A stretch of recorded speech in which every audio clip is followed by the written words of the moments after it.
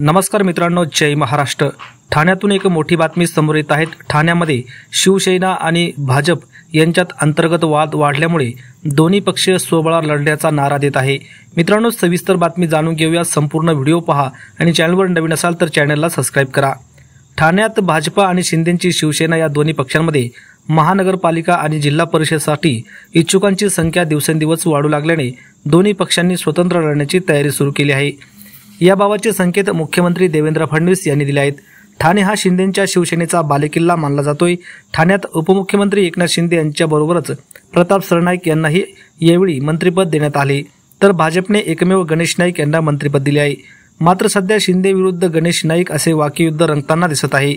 नाईक यांचे ठाण्यातील जनता दरबार रंगल्यानंतर शिवसेनेच्या प्रताप सरनाईक यांनी पालघरमध्ये जनता दरबार सुरू केले आहे, तर खासदार नरेश म्हस्के यांनी नवी मुंबईत जनता दरबार सुरू केले आहे। त्यामुळे या दोन्ही पक्षांमध्ये दरी वाढू लागली असताना स्वबळाचे संकेत देखील मिळू लागले आहेत। ठाणे जिल्ह्यात ठाणे, कल्याण, डोंबिवली, मीरा भाईंदर, नवी मुंबई, भिवंडी, उल्हासनगर या 6 महापालिका आहेत। ठाण्यावर शिवसेनेचे लक्ष केंद्रित केले आहेत, तर दुसऱ्या बाजूला भाजपचे आमदार संजय केळकर यांनी भाजपसाठी तयारी सुरू केली आहे। नवी मुंबईवर गणेश नाईक यांचे प्राबल्य आहे, तर मीरा भाईंदरमध्ये भाजपा आमदार नरेंद्र मेहता यांनी कंबर कसली आहे।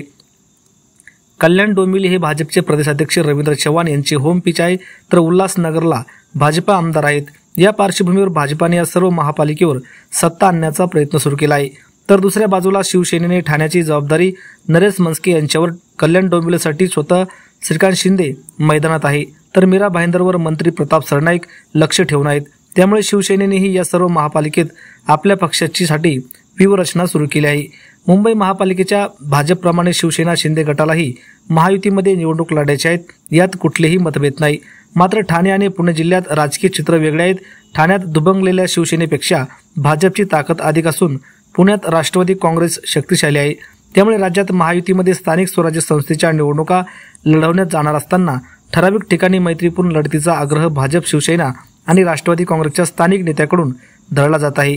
त्यानुसार मुंबईत महायुती आणि ठाण्यात राष्ट्रवादी आणि भाजप, तर पुण्यात भाजप आणि शिवसेना अशी युती असेल। ठाण्यात शिवसेना स्वतंत्र तर पुण्यात राष्ट्रवादी काँग्रेस स्वबळावर निवडणूक लढू शकतात असे संकेत मुख्यमंत्री फडणवीस यांनी दिले आहे। त्यानुसार ठाणे, नवी मुंबईत मीरा भाईंदर, कल्याण, डोंबिवली महापालिकेमध्ये भाजप आणि शिवसेना असा सामना होईल। ठाण्यात सर्वाधिक 84 नगरसेवक शिवसेना शिंदे गटाकडे असून भाजपकडे 23 नगरसेवक आहे। राष्ट्रवादीची ताकद नगण्य आहे, त्यामुळे जागा वाटपात भाजपच्या वाहती फार काही लागणार नाही।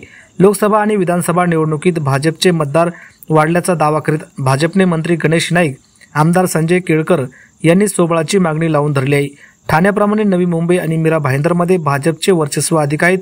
कल्याण, डोंबिवलीमध्ये पहिल्यांदा पॅनल पद्धतीने निवडणुका होत असून मागील निवडणुकीतही स्वतंत्रपणे लढली गेली होती। निवडणुकीनंतर युती झाली, तोच फॉर्म्युला कल्याणमध्ये राबवण्याचा आग्रह भाजप प्रदेशाध्यक्ष रवींद्र चव्हाण यांचा आहे। त्याचा परिणाम पक्ष वाढेल आणि नाराज कार्यकर्ते आणि मतदार अन्य पक्षाकडे जाणार नाही असा युक्तिवाद मांडला जात आहे। तर मित्रांनो, यावर आपल्याला काय वाटतं? कल्याणमध्ये दोन्ही पक्ष स्वबळावर लढेल की युतीमध्ये? आपल्या प्रतिक्रिया कमेंट बॉक्समध्ये नक्की व्यक्त करा। धन्यवाद। जय महाराष्ट्र।